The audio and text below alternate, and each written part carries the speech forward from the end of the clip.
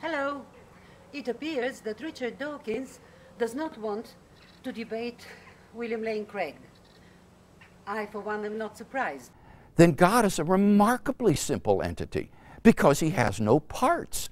There's no composition in God's being. An unembodied mind is an entity that is startlingly simple in its nature. So what Dawkins is obviously confused is a mind's ideas, which may be very complex, with a mind itself. Craig often states in debates that he's a professional philosopher. As a professional philosopher, I'm going to approach tonight's question philosophically. He doesn't say that he is a historian of philosophy.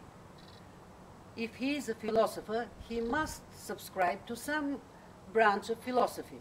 Somehow I don't see him as a Marxist philosopher, and it appears, although in many debates he says that they are abstract objects. The cause must be beyond space and time. Therefore, it cannot be physical or material. Now, there are only two kinds of things that fit that description. Either an abstract object, like numbers, or else a personal mind. It appears that he is not a Platonist. He is apparently and evidently a Christian philosopher.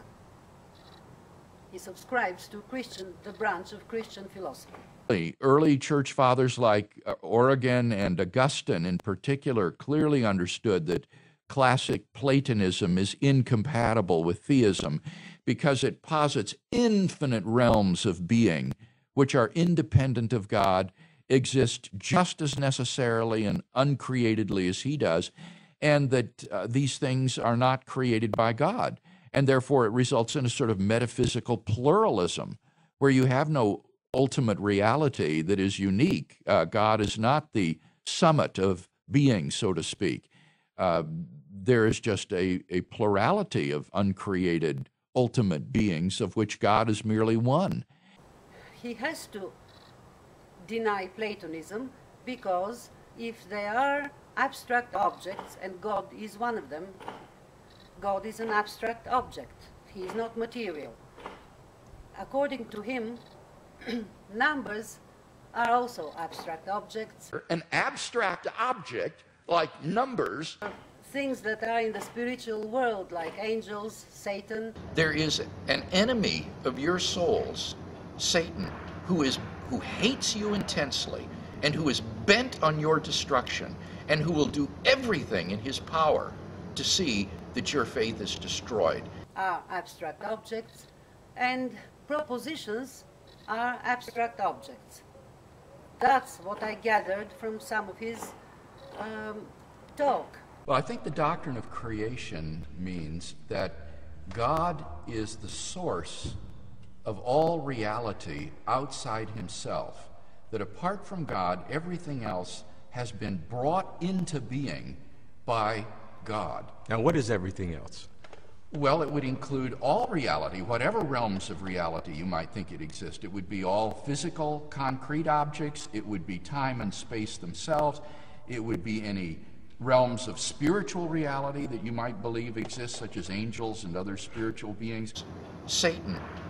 And it would include any sort of abstract objects, if you think that those sorts of things exist. Like mathematics, 2 plus 2 like equals 4. Sets and numbers and propositions and so forth.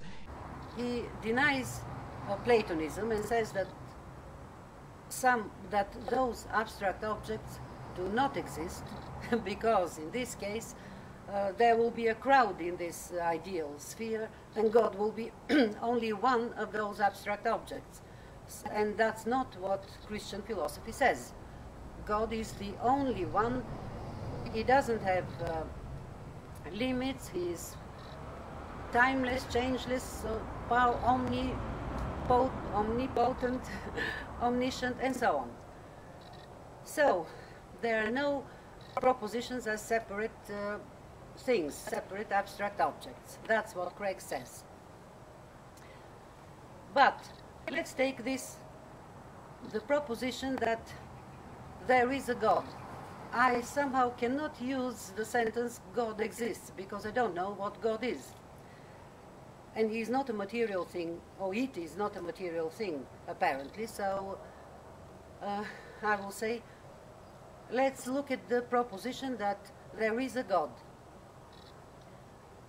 If this proposition is true, it is possibly true, it will be true apart from any mental state.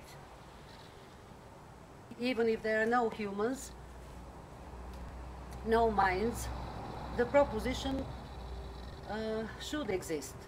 If it is true, if there is a God, then the proposition is true. So that places it in a Platonic ideal sphere. So that means that there is a crowd and God is only one of the abstract objects, and that is not what the Christian religion states, so it is wrong and there is no God.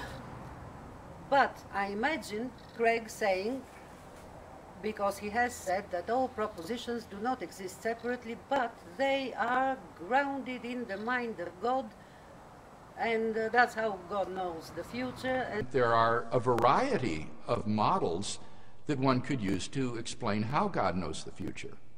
A conceptualist model of God's foreknowledge would be more on the analogy of innate ideas. I think it's entirely plausible in the case of God that God has innately the essential property of knowing only and all true propositions. If the proposition cannot be a Platonic object, it's just a concept in a mind. If it is just a concept, that doesn't guarantee its factual truth. It doesn't guarantee that it has a true value. I'm talking, of course, of the human mind, because we don't know of God's mind, or if there is such a thing. A concept is only true if it is based on empirical reality, as our concept of morality is based on the well-being of human beings, and that it is bad when harm is inflicted on a human being.